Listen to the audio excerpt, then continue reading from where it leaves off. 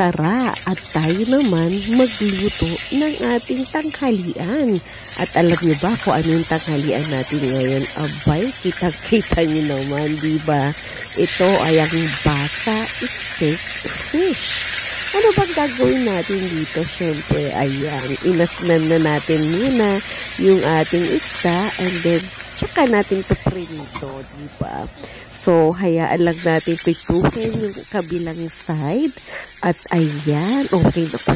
Wow, ang ganda ng pagkakaprito natin sa isda, di ba? Na talaga naman po yung kulay niya, hindi sunog, hindi maputla, talagang saktong-sakto lang. Kaya naman, syempre, hindi naman tayo yan lang ay okay na eh, di ba? Ulam na eh. Kumbaga sanong sausawan na lang ang kulang dito. Kaya naman po, syempre, hindi tayo mag-aano lang sa prito. Ano bang gagawin natin dito? Kaya ayan, abangan nyo pa uli kung ano yung gagawin natin sa ating basa steak na pinirito. Nagisa tayo ng bawang, sibuyas at kamatis at nilagyan na rin natin ito ng siling green sa paggigisa.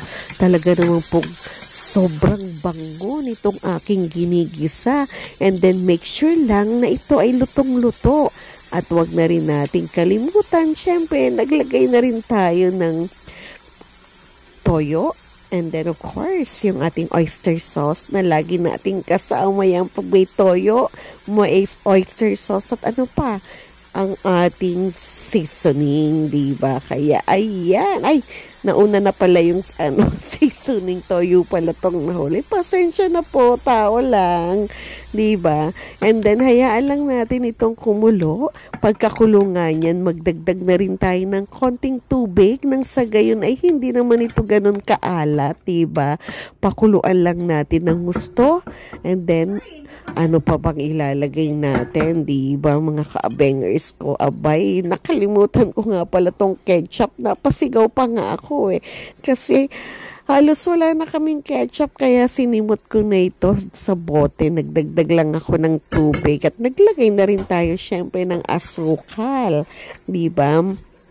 Pakuluan lang natin ng pakuluan, and then pag kulong-kulo na, eto, tikman muna natin kung okay na ba, diba? And then, ayan, kumukulo-kulo na, and naglagay na rin tayo syempre ng slurry na yung cornstarch ay tinunaw natin sa malamig na tubig nang sa gayon yung ating sauce ay maging malapot. Kitang-kita niyo naman, di ba? Habang kumukulo ito ay lumalapot ng gusto. And then para naman magkaroon tayo ng gulay sa ating pritong isda, ayan, hiniwa-hiwa ko yung ating carrots and then bell pepper into strips, di ba? Ayan, sobrang lapot na nga eh. Kaya naman po nagdagdag tayo ng tubig, di ba?